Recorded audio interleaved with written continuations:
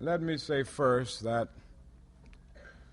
the Negro has been inflicted with 244 years of slavery and 100 years of segregation. And so with the legacy of these two unjust systems facing him, it is only natural that he is way behind. And he has been out of the mainstream of American life. He has been on the periphery of American life for all of these years. And it would really be a miracle that history hadn't seen for someone to start exactly 344 years behind in a race and get ahead or catch up, rather, unless something special is done. We've had special treatment in the negative sense for 344 years. Now we've got to get a little special treatment in the positive sense in order to catch up and improve these lagging standards. Now one immediately raises the question, isn't this discrimination in reverse? I don't know, but I know society does this over and over again. It is a part of the social consciousness of our great democracy, I think. We have many things that we do. If we deprive somebody of something, we do give something special to make up for that deprivation. If we take a man away from school and his family and send him off to the army, if he makes it back, we do have special things that we do.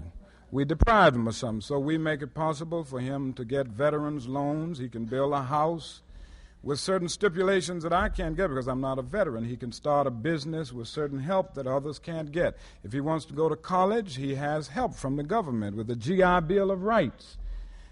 This is nothing new. It happens, and we see subsidies in many areas, and unemployment compensation. This is nothing new. You compensate those who have been deprived of something. And certainly the Negro has faced a great deprivation, and I'm convinced that America must do something to grapple with this problem.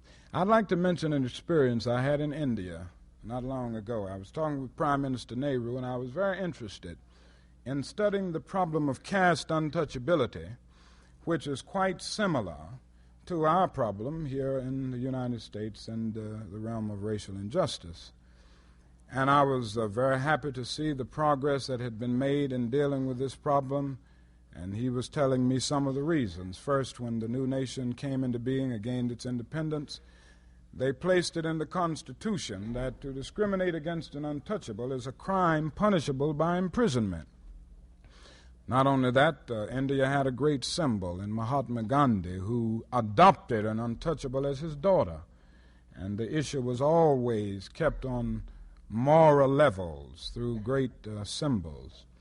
But then he went on to say another thing, which was very interesting. He said, you may find in India, I doubt if you can find 100 people in the whole of India who would make a public statement endorsing caste untouchability. Now, out of a population of 400,000, he said you couldn't find 100.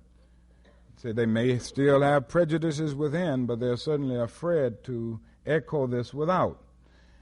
And he went on to say that we spend millions and millions of rupees a year to improve the conditions of the untouchables, the conditions that were much lower. And if India is a poverty-stricken country as a whole, but when you think of the poverty of the untouchables, it's really unthinkable.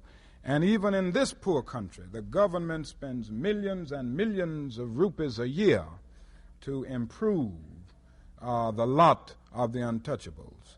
And then he went on to say if two individuals apply for a university, one an untouchable and one a member of the higher caste, and they don't have but one opening, that university has to accept the untouchable. I said, well, now, isn't this discrimination in reverse?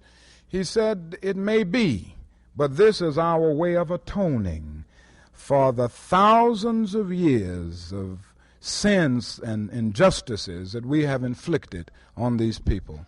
I think America somehow must face her moment of atonement, not just atonement for atonement's sake, but we must face the fact that if we're going to pay for it somehow. If we don't do it, we're going to pay for it with the welfare rolls. We're going to pay for it in many other ways. And I think that this matter of preferential treatment is just a way of saying that some crash program must be developed to improve the lot of the Negro. Now, I would be perfectly willing to call it something that goes beyond the Negro because I'm concerned about poor white people, too. I think that the problem of poverty must be dealt with beyond racial lines. So I don't want to give the impression that I feel that Negroes ought to put white people out of jobs. I'm concerned about full employment for everybody. And I think the war against poverty is a move in the right direction, for it will help the Negro, who is more poverty-stricken than anybody else, but it will help also the poor whites and poor members of other racial groups. And I think it will bring America to that great day when all of us will have a sort of moral balance where everybody can know that we can sit down under our own vine and fig tree and not be afraid, knowing that we do live in a country where equality of opportunity is a reality.